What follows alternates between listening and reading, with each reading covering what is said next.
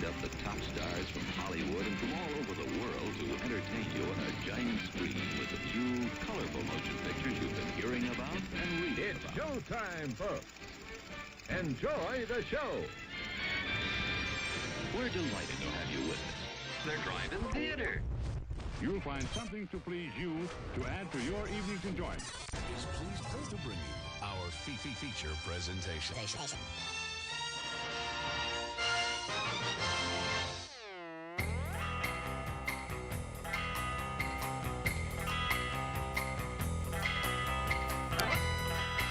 Good evening, everybody. It is Monday night again. It is 8 o'clock Central Standard Time. You are tuned in. It is April 1st. It is April Fool's Day. You will get none of that bullshit here. We are just straight talking, fact spewing, hard-nosed, truth-telling sons of bitches. And you're tuned into the Drive-In Speaker Box. That's right. It's movie time. It is Movie Monday. I'm your host, Bo, the boom operator. I'm Slick Doggy the Grip. And we got some stuff to tell you about. It is apparently on Twitch.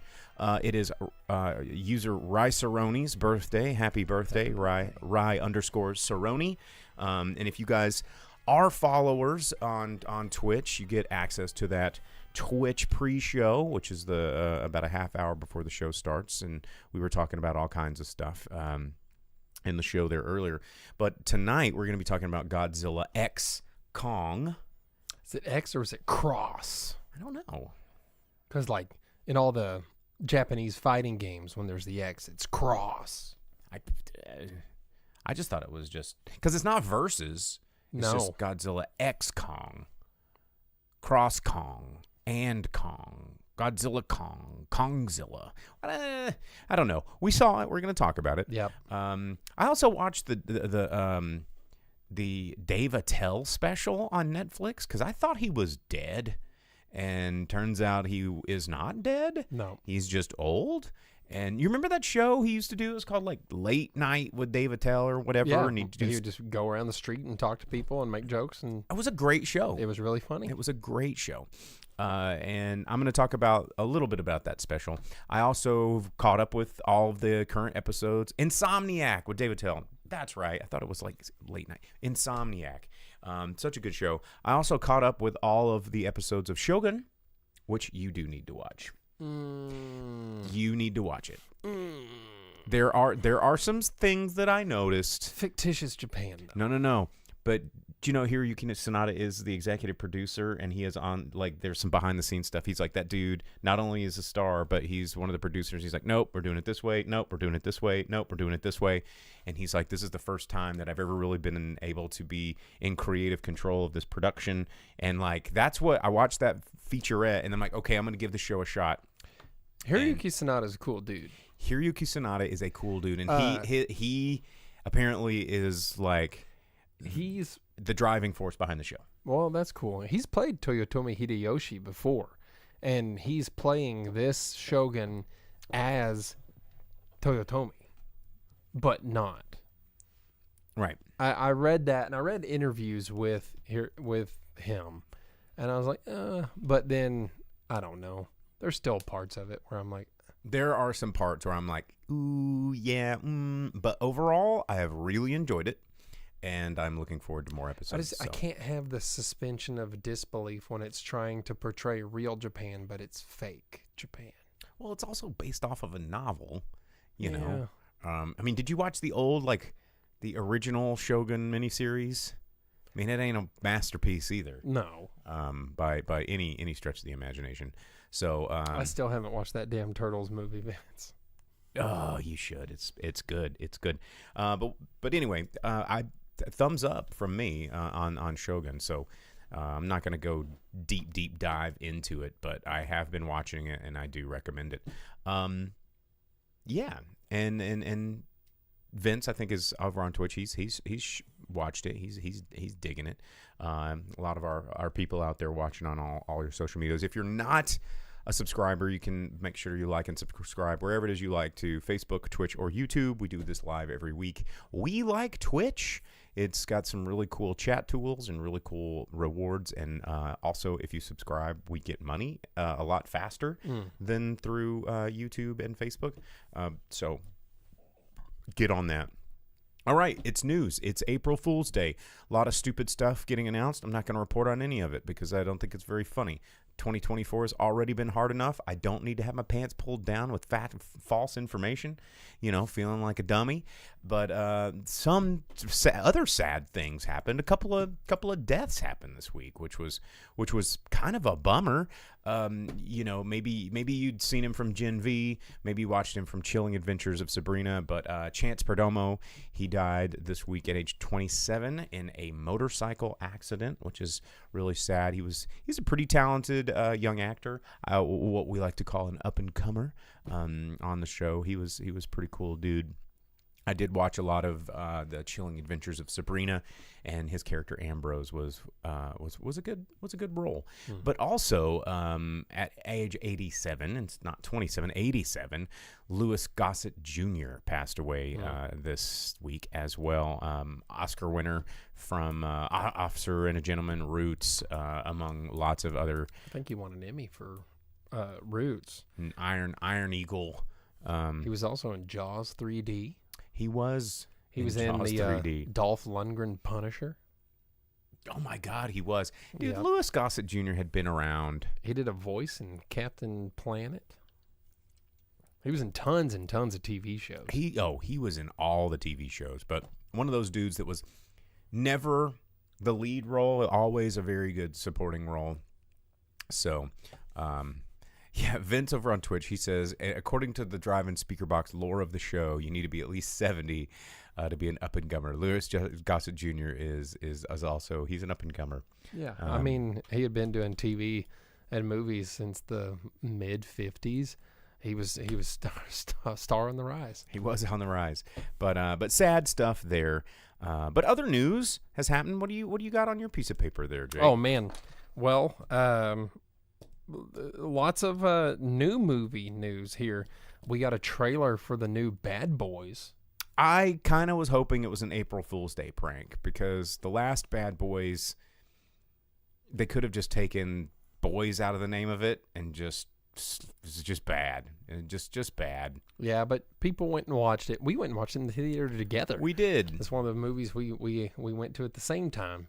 But the trailer for the new one, it's I guess they're out of ideas because now everyone's being framed. The police chief dude is getting framed, then they're getting framed for trying to rescue him. For whatever reason, I thought that guy died in real life.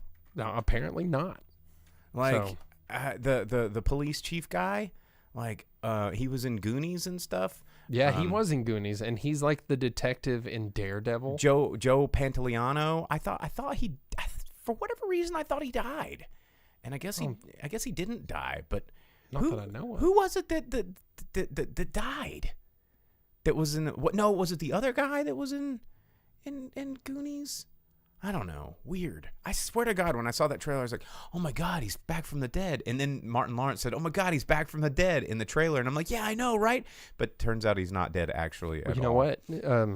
Not to make light of it or anything, but Louis Gossett Jr. had 12 projects in the works, including a voice in If and a couple other ones. Some of them were in pre-production, so obviously he's getting replaced. But so things like that can happen.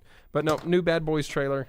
It looks okay, I guess, but it's kind of an idea that's definitely been done many times before. I don't even think. I mean, that horse is like it is now turned into like oil and tree nutrients. There's like no, it's so dead you can't kick it. We'll see how it goes, especially now that everyone knows that Mike Lowry isn't such a big hot shot anymore, which is sad for Will Smith, but at the same time, it hurts the legend of Mike Lowry. Like as Vince on Twitch just pointed out, maybe he's just going around slapping people in Bad Boys, just pow, pow, pow. In the trailer, keep your name out my. Yeah, in the trailer, Martin Lawrence is in a convenience store that's, conveniently being robbed, of course, at the time that the police there are there, the undercovers, the detectives or whatever. And then Will Smith comes in and goes, "Do you want to deal with the guy with the gun to your head or deal with me?" Come on, dude. Pow! Yeah, slap him in the mouth. But, I mean, whatever. We'll probably end up watching it because that's the kind of thing we do. There was also the trailer for a movie you talked about in our pre-show a little bit, Unfrosted. The Jerry Seinfeld directing this movie, a comedic take origin on of Pop-Tarts. Kellogg's versus Post. And, what was origin of Pop-Tarts. Post made Toast-'em Pop-Ups. Was that what they were called? There was Pop-Tarts, and then I want to say it was Toast-'em. Let me see. Let me pull up my. I don't internet. know, but like Toast-'em Pop-Ups. There's at least 36 funny actors or whatever in the movie. Toast-'em Pop-Ups. Who made Toast-'em Pop-Ups? It's the Schultz and Birch Biscuit Company, which is currently produces Toast-'em Pop-Ups. Toast-'em. They've been around for 60 years. Well, how about it? And the previous owners were Post Holdings. Yeah, Toast-'em. See, the brain knows. Bo knows. Yeah, but that movie looks not so bad. Very dumb, obviously. But okay, it's all just a joke. Because I know the fans want to know. Because they want to know our thoughts on food more than our thoughts on movies. Because we're passionate about two things in this world, and it's eating and drinking, and then movies. Favorite Toast-'em Pop-Up flavor and favorite Pop-Tart flavor. I have no idea what to say about Toast-'em Pop-Up, so I'm gonna... Well, it's obvious. It's cinnamon sugar with the frosting. That's the brown cinnamon sugar is the best Toast-'em Pop-Up. Oh, well, yeah, the brown sugar Pop-Tarts are really good. Well, but that's not my favorite. That's not my favorite Pop-Tart. Of the Pop-Tart world, what is your favorite? I mean, strawberry's a classic, especially frosted, when they unfrosted. take the unfrosted is heated the tip. Or straight out the wrapper. Right out the wrapper. I don't like heated Pop-Tarts. Actually, I like regular Pop-Tarts. Agreed. Straight out the wrapper or nothing. Why would you even heat when them? they're warm, you can taste some of the chemicals, and I don't want that. Yeah, the plastic. I want the chemicals hidden by the it being room temperature. So I will also agree. My favorite Pop-Tart is the unfrosted strawberry. It's the best. Coming in close second was apple strudel's real badass. I don't think I've ever had. No. I would say brown sugar cinnamon over apple strudel. But there was a period where good. Wildberry. Do you remember Wildberry? They still make that one, man. That one was pretty fire. Yeah. Recently, I picked up the newest Pop-Tart flavor, banana bread. Okay. Not so bad. So when you were a kid, did your world get turned completely upside down when Pillsbury toaster strudels became a thing? Like we ate a lot of toaster strudels. Oh, and then the toaster strudel comments are just hitting right now. See, we didn't because that was for rich people. And I remember I first got my box of toaster strudels because it took freezer space. You couldn't just put them in the cabinet. Yeah, I mean we were limited on luxury. You get that little plastic pouch of icing and you put it near the toaster. There was never enough icing. Never enough icing. Ooh. Yeah. Anyway, all right. Well, enough about that. We've covered that base. Yeah, Unfrosted looks pretty good. Check out the trailer. I think it's a Netflix movie. Then there was the trailer for Kinds of Kindness after the success of Poor Things. Poor Things. Here's this movie hot on its heels, which you can stream Poor Things now. You can. It's streamable. You can watch it at home without additional costs. But yeah, the Kinds of Kindness trailer starring Emma Stone from the same director, Yorgos. Last name. Yeah. Mm-hmm. I think I saw Willem Dafoe and stuff like that in the trailer. Some of the same people from Poor Things are in it. Thanks for the sub, Merle. I mean, it looks pretty cool. Emma Stone hot rodding in a Challenger or whatever is the majority of the trailer, but which sounds fun. Could be good, you know. Did you also see the news this week? Jerry Bruckheimer, you know, Mr. Producer, speaking of Bad Boys and all that kind of stuff. Disney is wanting to move forward with the Pirates of the Caribbean franchise. But they're saying the next Pirate Caribbean is going to be a total reboot with all new cast members. Not going to work. No. Why on earth would it work? I think the only reason that Pirates succeeded is because Johnny Depp. And if they take his character out of it, I don't think it works at all. And I mean, plus, how are you going to do better than Bill Nye as Davy Jones. Davy Jones? Like, I mean, he was like, the bad guys. I'm going to bring the bad some guys they acting casted, to this movie. Dude, I mean, Chow Stellan Yun-Fat was Skarsgård. Stellan Skarsgård. Dude, it had such a good cast. I think Pirates of the Caribbean just needs to be sunk. I'll go see it because I'm a sucker for pirates. And you make me a good pirate movie, I'm gonna go see it. But I saw that news and I was like, hey, do we really need to do this? I read a thing not that long ago about how Skarsgård and like everyone else on set put on like the dots and like blue suits and all that, and he goes, I want practical effects on me. And they're like, So he are had you to show sure? up like 5 hours early. He was in the makeup chair for 4 to 6 hours every day, and everyone else would just get in their green screen suit with like some dots on their face, and he's sitting there, the only person on set with like barnacles and shit like all over his face, doing like real acting. That's badass. Yeah, so that's pretty cool. And Bill Nye, if you ever see like the behind the scenes of that, where they're doing like the mocap for Davy Jones, and just the level of acting that Bill Nye brings to that movie next to everybody else, you're just like, wow, this guy's really good, and the rest of this movie sucks Is so bad. not worth his talent. I know, but Davy Jones was cool. I never liked the Pirates movies. That was never like a thing. But the where characters were I was badass. so jazzed about. I worked at the movie theater when these movies were coming out, right? And seeing the Davy Jones and Bill Nye behind that CG makeup, I was like, so cool. This is cool. So cool. Especially because he had like a beard that could grab things, and I was like, how cool would it be? Tentacle beard? Yeah. Yeah. Anyway, we'll see. Pirates are cool no matter how you break it down. Well, and talking movies for teens, Freaky Friday 2 is officially did see that happening. as well. So they've been talking about it. It's a big go. Lindsay Lohan is going to be acting in a movie With Jamie Lee Curtis. next to Jamie Lee Curtis. And they're talking about it being a 4-way split in this one. Not just mother-daughter, but now it's like another Granddaughter. generation or something. Yeah. Yeah, the dog's getting involved in it. It's going to be like the Shaggy Dog combo. I don't know. But You know it will be. That's going to be a You thing. know it will be. You know it will be. I like the stuff that Jamie Lee Curtis is doing now. Like I like how she just has jumped her own shark and They're like, like- you know what? Let's do it. yeah, video game movie. What is it Okay. about? Space Sign vaults me or up. something? Fuck it. Yeah, let's go. Yeah, who cares? Freaky Friday 2. Let's go. Let's do it. Paycheck. And Sign me up. The internet's like, Eh, we want her to be Dr. Kuroha or whatever from One Piece. Like, look at it. Dr. Kuroha is Jamie Lee Curtis. And then she just tweets out, she's like, sign me up, dude. I'll do it. Where Let's you at, go. Netflix? Give me dollars. And like, She's got to be one of the coolest people to hang out with. Gotta love some Jamie Lee Curtis. She's always been an OG.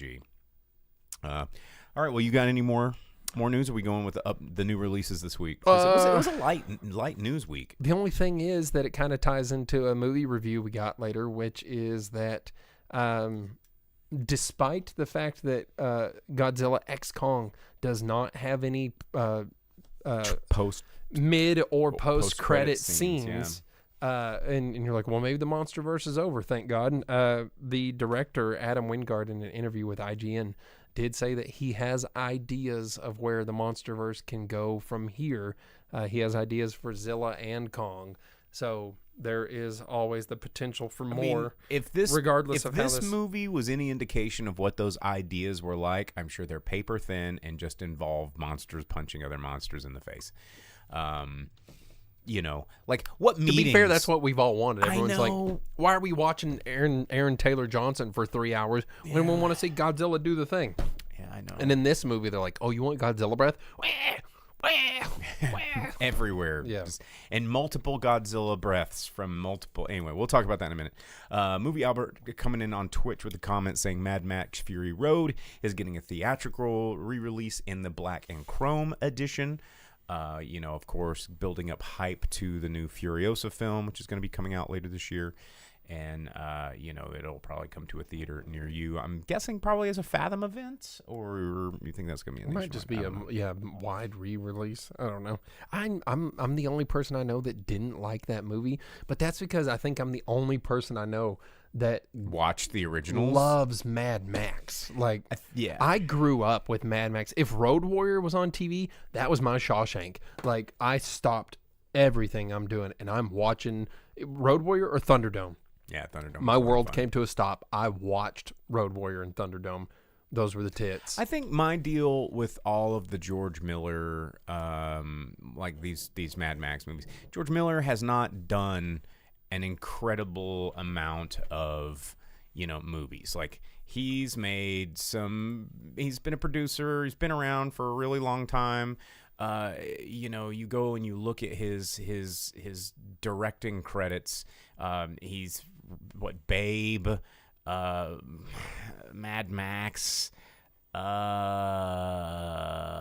Feet, and then all these trailers are coming at you with visionary genius mastermind George Miller bringing you the same repackaged shit that he's done for the past 30 years. Like, stop calling yourself a mad genius. Like, I don't know, or at least stop letting these marketing people put that in your trailer. Like, you don't get to call yourself that. It's like picking your own, like, nickname. You can't do it. You're not allowed to do that. You don't call yourself a mad genius. You let the reviewers say that, and maybe put it around olive branches. But the more self-grandizing that this dude does in these trailers, the less that I want to ever see this movie. So anyway, George Miller. The Furiosa trailers just look like complete garbage to me, and I don't know why anyone would be. Some of the CGI looks really bad too. Yeah, and the whole thing, man, I hated Fury Road. I honestly hated it. I watched it. I tried because everyone's like, "Oh, it's so cool." I'm like, have you ever seen Mad Max? And they're like, "No, but this is rad." I'm like, go watch Mad Max. And they're like, Furiosa is so cool. I'm like, no, the old chicks on the motorcycles that get murdered in 5 seconds are really cool.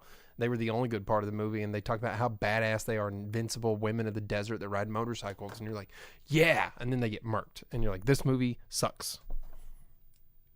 I mean, old Nicholas Holt's good or whatever, he's a good actor, but his character was dumb. I hate Fury Road. It's stupid. He's not real Mad Max. I don't accept it as real Mad Max. It's not canon.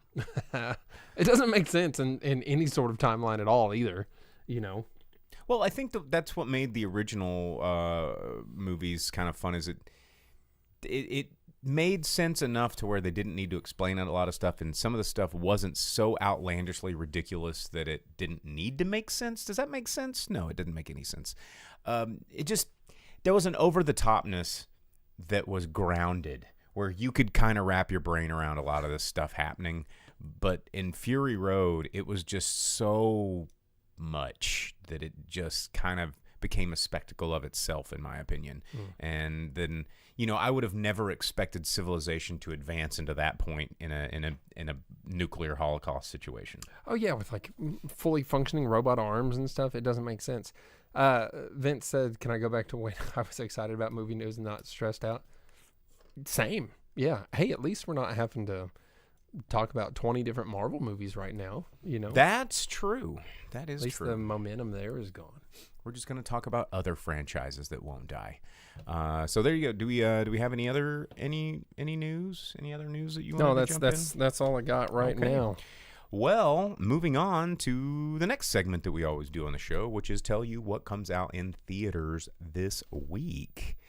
It is another week. We got some people in the comments. We got Vindrasi from YouTube saying that they enjoyed Godzilla vs. Kong for the most part when they saw it Saturday. We're about to review it here in just a second. We got James over on Facebook saying they played the new Godzilla pinball at Texas Pinball Festival. It's fantastic. It is available for you to play at Pinpoint if you're in Northwest Arkansas. Brand new Godzilla. We have the Godzilla Premium at Pinpoint. Yeah, you can play it. Like you're borrowing it, or you own it? No, it's mine. Looks like does it play that music? During multi-ball. You can actually pick what music you want. You can pick like the Mothra theme, the original 1954 Godzilla theme. You can be like, whoa, say he's got to go, go, go, Godzilla. Yeah, why would you not play Kansas? Yeah. Because Well, yeah, the Toho song is so good. Well, it looks like your boy's going to have to find his way up to Pinpoint soon. And getting some shout outs from Facebook, the Ruins of Adventure homies. You can follow them on social media as well. About to roll some dice. Cheers to you guys. Thanks for tuning in. But here we go. It's a new weekend. We've got April 5th coming up. There's new movies that are going to be released this weekend. We've got a few that are coming out in wide release. I think, there's some indie films. We're not going to talk about them. We're going to talk about the two that are going to be hitting theaters this week. One of them is people calling it maybe possibly the next John Wick, which is funny because they're like, is this movie going to pull a John Wick? Oh, you mean where it hits theater and nobody sees it and then it becomes like a cult classic on VOD and then it creates a franchise? I think they're forgetting how very little money the first John Wick movie made.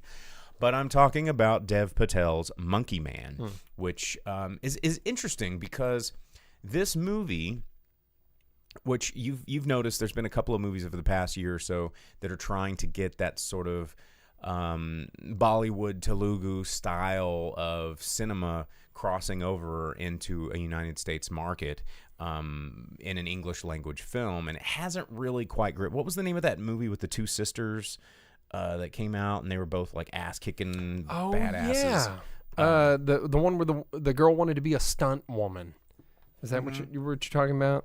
Yeah, but it didn't either it never came out or it never came out here. It didn't get any traction. It was out. It wasn't out long. It's on streaming right now. You can watch it. Because I remember wanting to see it, and then it just disappeared. But Monkey Man is written and directed and starring Dev Patel. And it looks like it could be pretty good. It's taking a lot of... this is a Bollywood movie. This is a Bollywood action movie at its core, but it's in English language starring people you've seen before. And Polite Society. I think that this might be a really interesting crossover to get people into that genre of film that this guy's been trying to shove down your throat for the past couple of years. Well, actually, this past weekend, there were several Indian movies that came out in the theater, and for the first time... in like a year, there's two Indian movies on the domestic chart at the same time. Yeah, that was I had to go watch Godzilla X Kong, but there was like several Indian movies and a French movie about a cat, the life of a cat. It looked very interesting, and I had to. It was like a woman leaves Paris with her cat, and then it gets to go outside and roam around the countryside. It meets another cat friend. It was called like The Life of a Cat or A Cat's Life or something goofy. But there was like all of these choices for foreign films and stuff, and I was like, I want to watch these. But I went and watched the dumbass MonsterVerse movie. So same. But this week, like I said, Monkey Man coming out in theaters this weekend. You can check it out. It should be a good time. But also coming out in the, I guess, Omen-verse, if this is a thing that's happening. It's The First Omen, which is about this American woman being sent to Rome to begin a life of service to the church, encounters a darkness that causes her to question her faith and uncovers a terrifying conspiracy that hopes to bring about the birth of evil incarnate. So I'm guessing this is about, it's an Omen prequel. If you're not familiar with the Omen, Damien, of course, is the Antichrist getting born. He's an evil kid. You maybe have seen it. You've probably not seen it. I think a lot of people now don't see movies anymore. They're like, that was before my time, and they just won't watch it.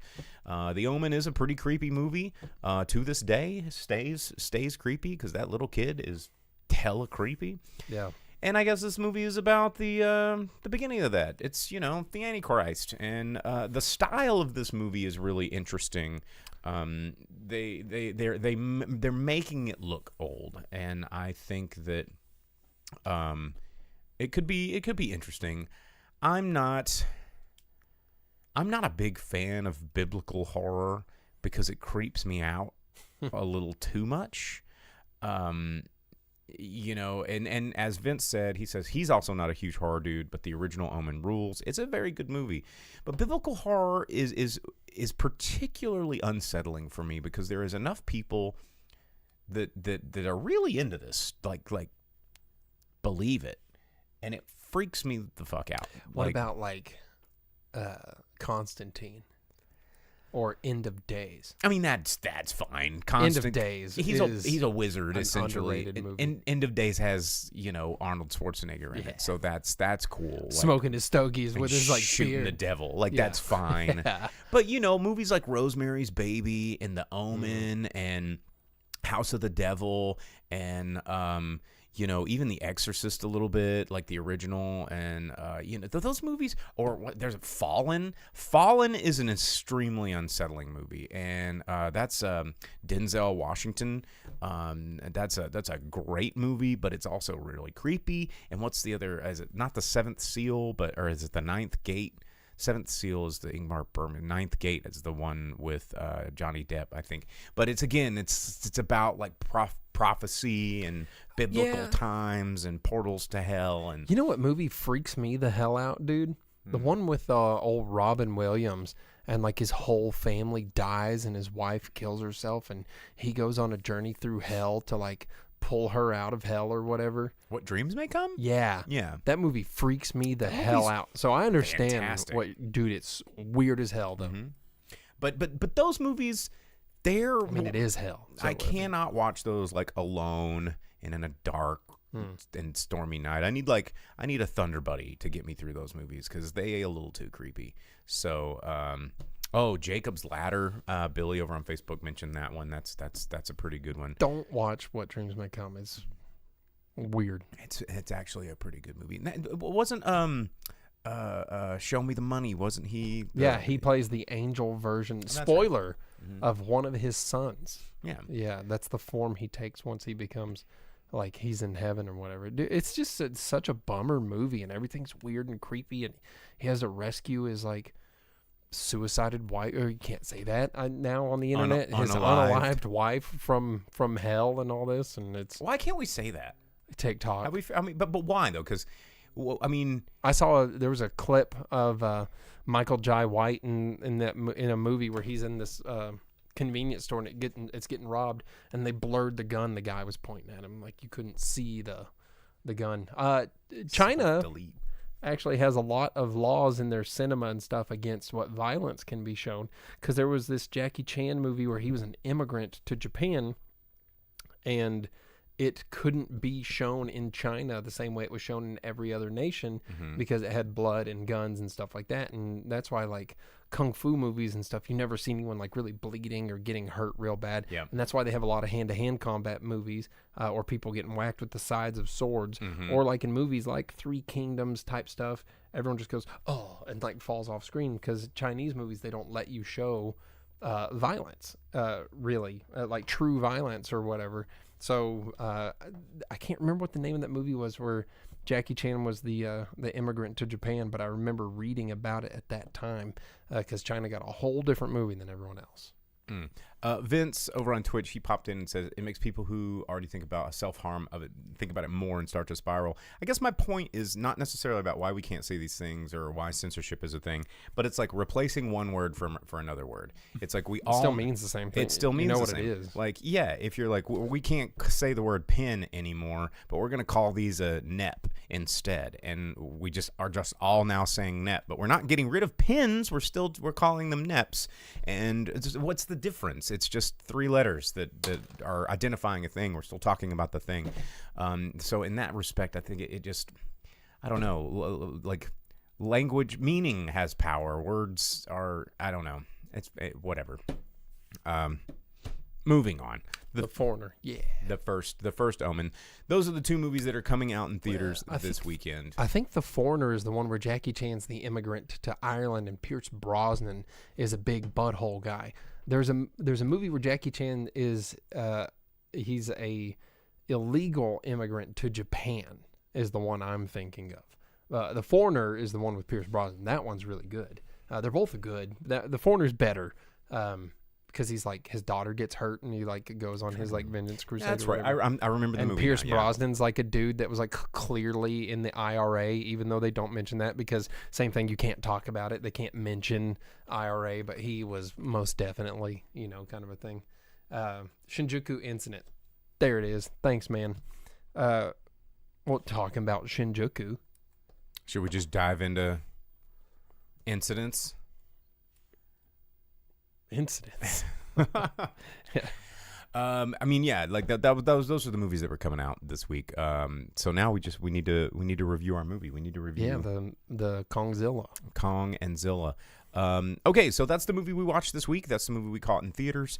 We did not see it together. We have not talked about this movie together yet. We have not discussed it. It's one of the things that we actually enjoy doing with you is no rehearsal, no editing, no whatever, just off the dome discussion of these movies. Of course, Godzilla and Kong. This goes back to 2019. When they started to create this monsterverse. You know, we've already had Godzilla movies, we've already had King Kong movies, but in 2019, Godzilla King of Monsters came out, and you know, followed by 2021's Godzilla versus Kong, which was a thing. And you got a thought there? I was going to say, in the first movie, though, I think they had, like, the cave scrawlings where they showed little scribblings in the credits. That was in King of the Monsters. No, before King of the Monsters, because they, like, alluded.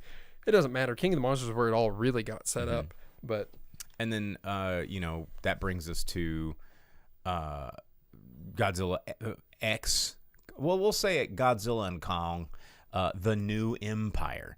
So this movie, not bringing a whole lot of people back from the previous movie, except for Brian Tyree Henry, who was the conspiracy theory guy. Which again, like, let me just go ahead and start with how stupid this guy's character is, because he's a guy that is a struggling podcaster trying to get people to believe that the empty, what do they call it? The empty earth, or the hollowed earth exists. And he's like, nobody believes me about these King Kongs and Godzillas. But the portals are all over the world, 10 feet away from major cities. And major cities are getting stomped on the regular by, like, giant monsters. Then it's all over the news. Yeah, it's just become normal events that Titans are constantly in battle across the planet. Yeah. So, his character makes absolutely no sense. Okay, so I was going to call it plot hole the movie. God. Okay. There's so many plot holes and things that don't make sense. Yeah, and that is one of them. I didn't even think about him because some of the other more glaring plot holes. But he's the same that he was in the last movie. Yes. Which is that he's like, oh, this stuff's real. No one believes me. And it's like, well, there was a King Kong and Godzilla fought in this major Chinese city versus a mecha Godzilla. And now they're regularly fighting across the planet in major cities, including Rome and Paris. Godzilla's like taking naps in Rome in the Colosseum. Yeah. You know, and so of course Rebecca Hall reprising her role as the mother to the kid from the Iwa tribe. Now she's the mom. Yeah. Yeah. She's taking care of Iwi tribe. Yeah. Excuse me. And this movie, it, for the first 40 minutes of this movie, it is impossibly insane to follow what is actually happening. It is this cross. It's Kong's doing Kong things, Zilla's doing Zilla things, for no other reason other than it's like Kong doing Kong things and Zilla doing Zilla things. No crossover whatsoever. And you've got this team of, like, humans that are going to go down and, like, Kong gets a toothache, so they give him this big gangsta tooth, and which establishes this lightning fast sort of parazoology veterinary mastery that this guy named Trapper can do, and in like 30 minutes can totally repair with like he just had one of these teeth ready to go just in case, like the power glove that they fit on him at the end of the movie as another completely stupid Band-Aid to fix a very, very horrible plot hole. And you know, it gets to the last like 30 minutes of this movie, and then it gives you it gets to the working overtime part. Like, the last 30 minutes of this movie were big monsters fighting each other, and you're like, all right, cool. Yeah, I feel like so. This one, one of our viewers here, Vendrasi, points out a big problem for most monster movies. I feel like is the human element. Yeah, 100%. Like in the first of these Godzilla movies, it was all about the human couple being in different places at different times, and they use the male character to then view his lens and see Godzilla instead of just letting you watch Godzilla. This movie, they're like, how do we get to where this monster punches this monster? Or how do we get to where this monster kills this monster? And some of them, they're like, it sets up a big battle just for that, like, monster to get ganked. And they're just like, well, I mean, clearly they're going to lose, dude. But it seems like the way they attempted to get to this is a total afterthought. So in this movie, they established that not only is there hollow earth, but there's a subterranean level below that makes zero sense, because hollow earth, there's the two levels of it, and one is an upside down world and the other one is a right side up world, depending on where you are, because both of them are on the either half of like the earth or whatever. And why aren't there ones on the side too? Why isn't it cubed hollow earth? It's just the two sides, whatever. But now there's a subterranean level below that only has one level of gravity. And the whole thing is that there's I like how they're underground. But there's an underground. And it's even taller and makes no sense because it has a wide open sky. So the way they get to this is that Kong jumps down. He goes maybe like 1,000 feet down, and all of a sudden there's tens of thousands of feet of open sky below, like above him, and it makes no sense because you can't see the top of the earth, and it's lit. Because you're forgetting the scale of these giant animals. He's 300 feet tall. They say that out loud, and he slides down comfortably, and he lands comfortably, and they already show that if these guys get pitched off of something that's 1,000 feet tall, they die because they throw several of the big apes off of cliffs, of which they die from. And so if Kong slides down safely, it can't be that deep. And this is why it makes no sense. I drew you a map. Look at how. Oh, hang on. Let's go. Burp. Okay. Here, we'll focus. I got it. Try and get it to do it. Let's see. Can we focus? All right. So you have the surface Earth where Zilla roams, and then below that, let's go to the other cam. Here, you keep talking. In the hollow Earth, on either of the upside downs, is where Kong lives, and then he discovers that below him is this subterranean where the bad apes are, right? And then hidden behind a fake wall, like a mucus are membrane, the iwi. Now the whole problem is that one of the bad apes comes up to the Kong level and kills humans, but then he goes back down here, and his whole thing is that he wants to escape here to get here so that he can get to the top. And he apparently has full access here that he forgets about 10 seconds after finding his way up here. Which also takes no time to like travel to, because that one injured ape is like, ooh, I better go tell him, and like scampers off. It makes no sense. So Kong is in the hollow earth. He accidentally opens subterranean earth. The subterranean earth is where these hidden iwi live, which are just a revamp of the fairy people from the Mothra movie, which was actually very cool. I liked that. I liked that throwback. But Mothra was one of the best parts of the movie. Oh wow, big spoiler. Yeah.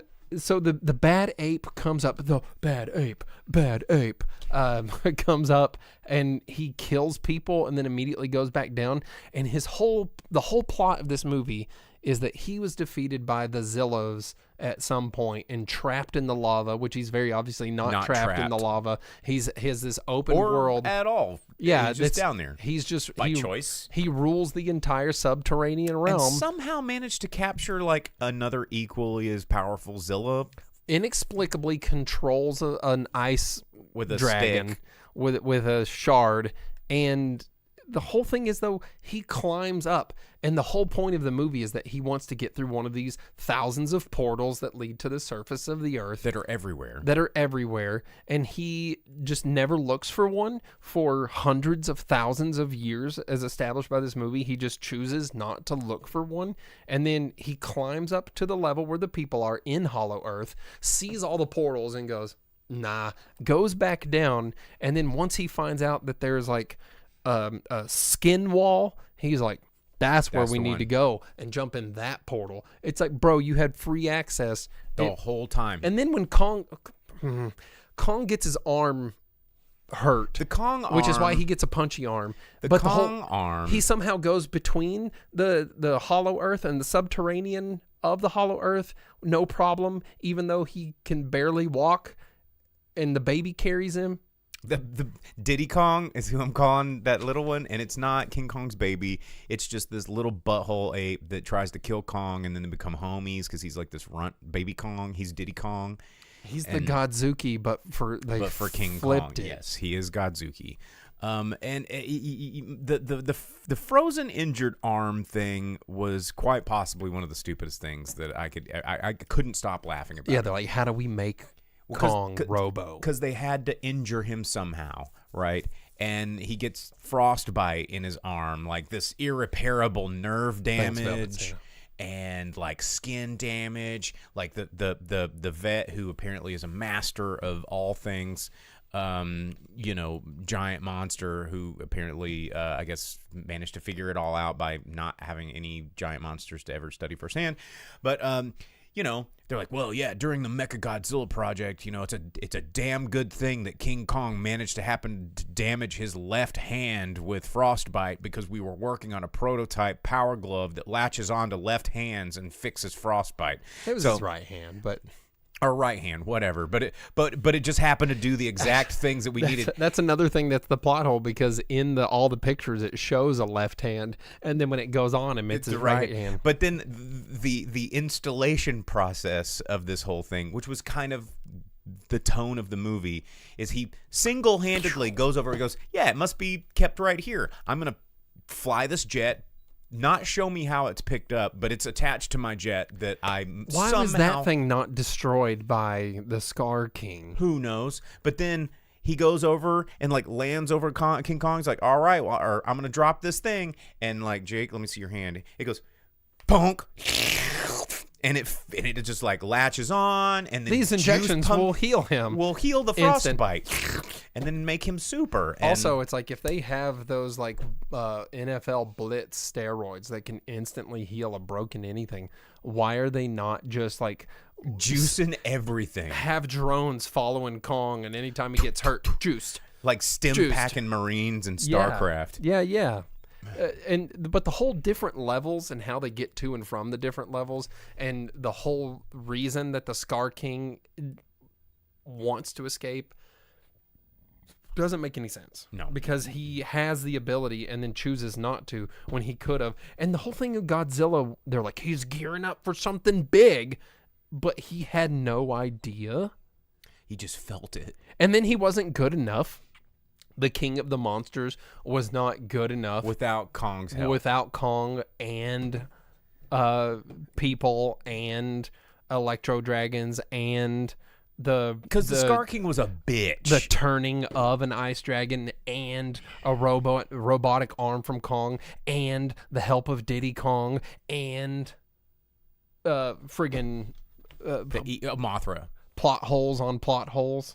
And, and then King Kong gets up there and is like, whoa, Godzilla, not in the face. And they wrestle for a minute. And then Mothra comes out and be like, Godzilla, you better stop fighting. Go over there and get this other bad guy. And then Godzilla's like, okay. And, okay. That's what Mothra did. She just flies up and goes, well, now that we're just giving away this whole movie because what's to give away? It's in the trailer. Every bit of it's in the trailer. Mothra's not in the trailer.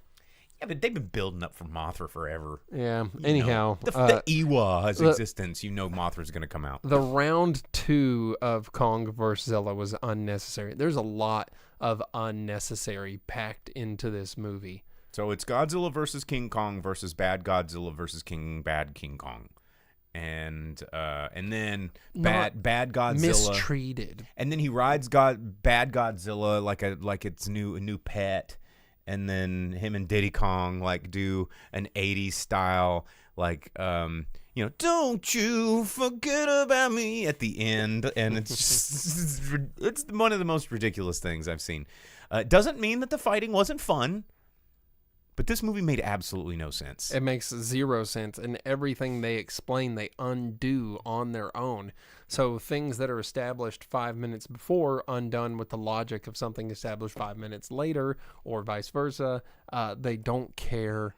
Physics and logic and the movie lore, none of it matters. So it's Beelzebub on Twitch asks, is this terrible or is it awesome? And here's a weird feeling that I have about this movie. Is the box office, which we're going to give you in just a moment. The box office on this blew Ghostbusters Frozen Empire out of the water this week. In its opening weekend, it has made more than Ghostbusters had in its 2-week run, right? Comparatively speaking, I thought Ghostbusters was a way better movie than Godzilla vs. Kong. It's this Godzilla plus Kong, Godzilla and Kong, homie time, like Bad Boys 4, Godzilla edition, whatever you want to call this movie. It's not a very good movie. It is really just giving the people what they wanted. It's Godzilla gets, or King Kong gets a robot arm and an axe, and Godzilla turns pink and shoots more lasers, and Mothra shows up, and like that's what we've all wanted.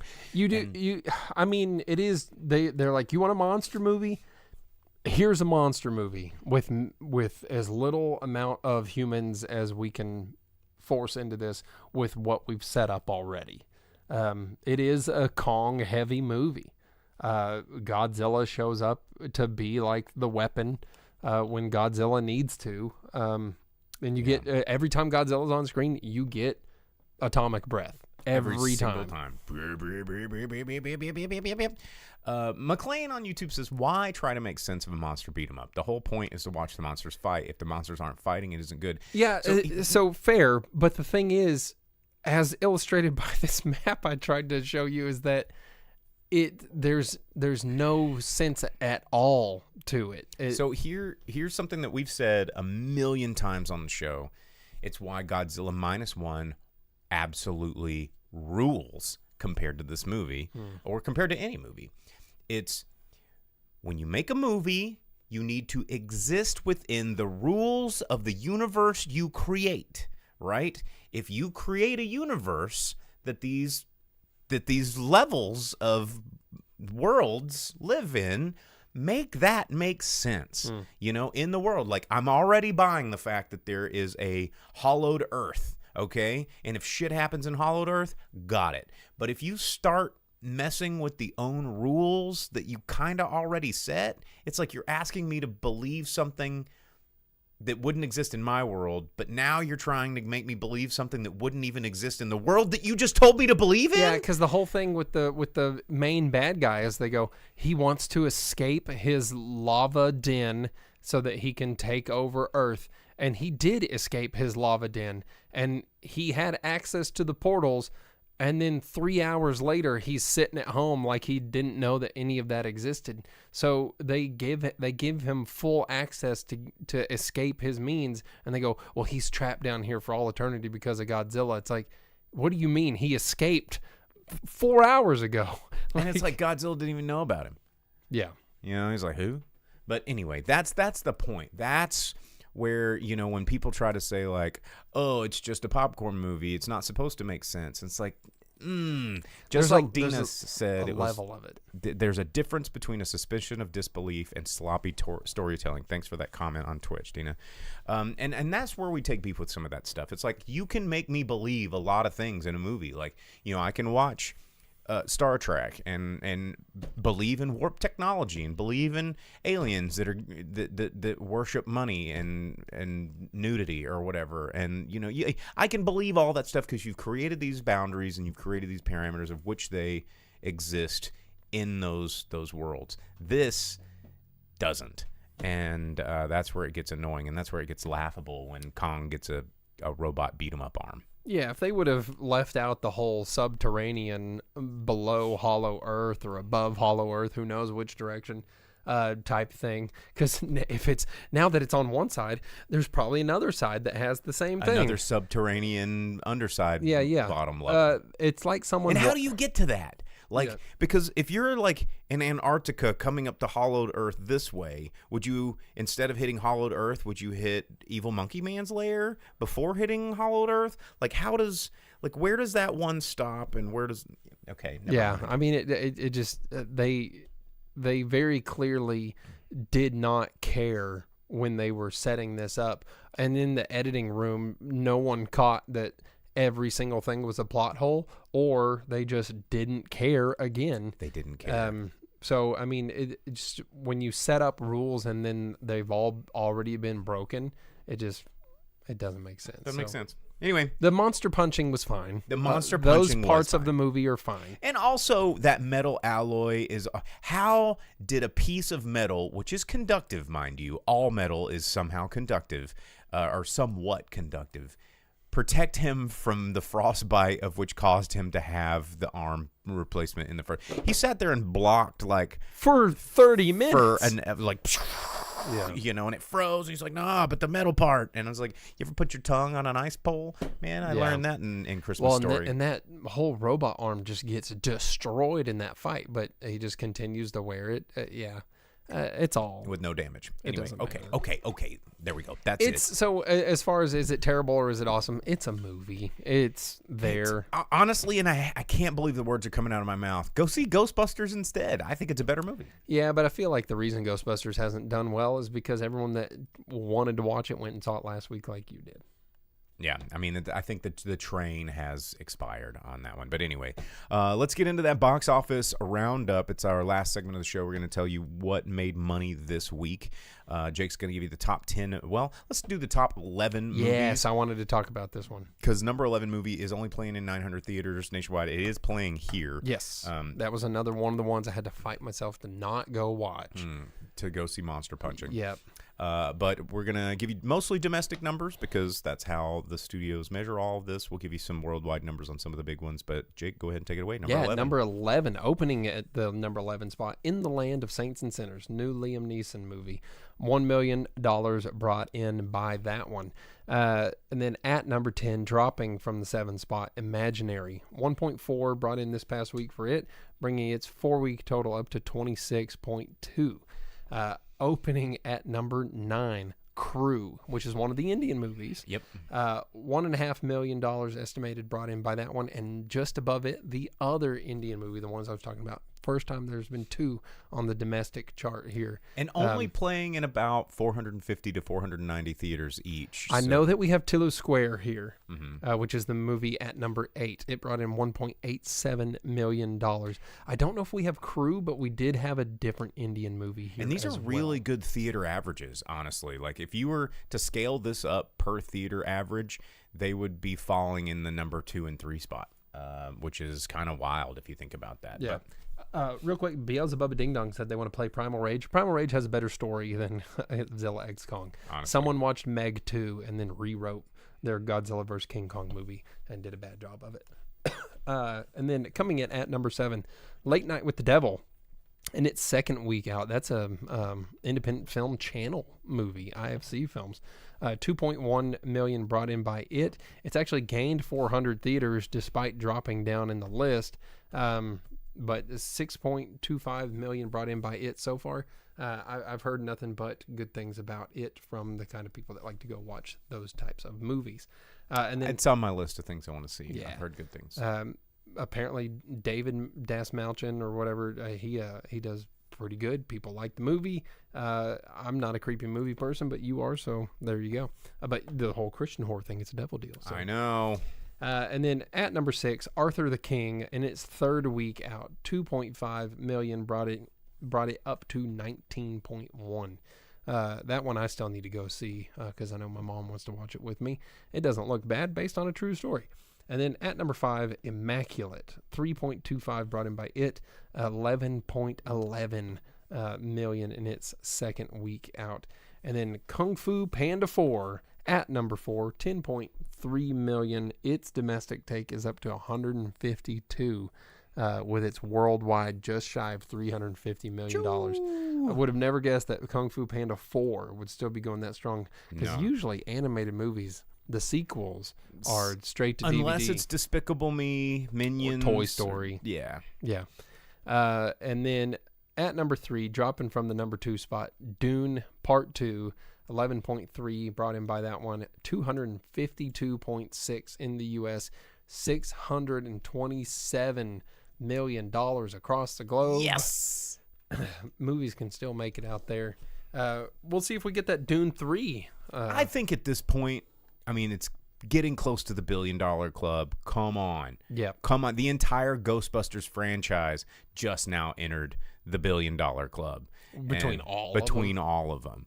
And Dune 2 is about to do it with the one of them. So. Yeah.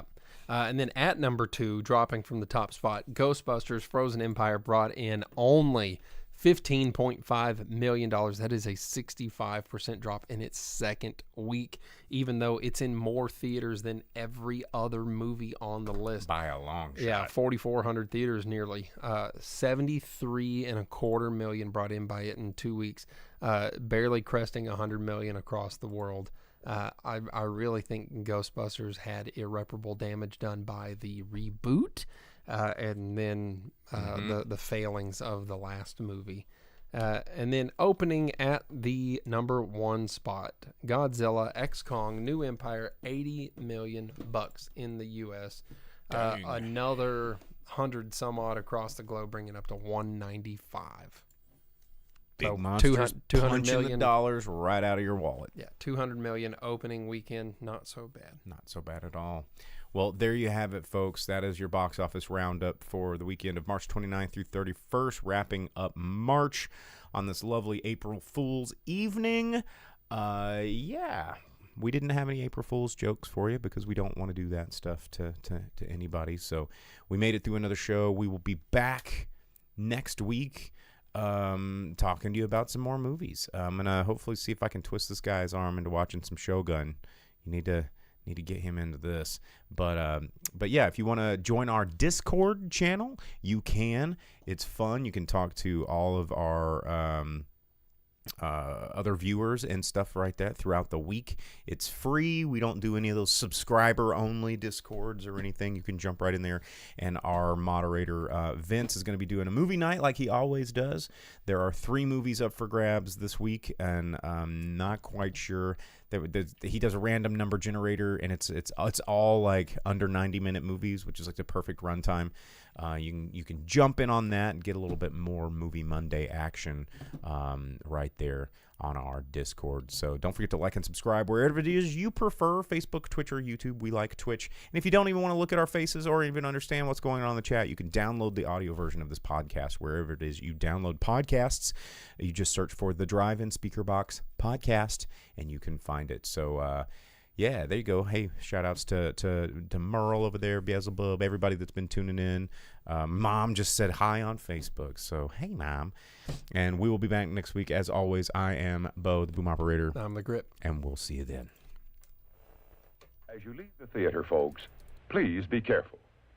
Don't let this happen to your car. Be sure to remove the speaker before you leave. If you should accidentally pull a speaker loose, please turn it in at our snack bar or box office. Thank you.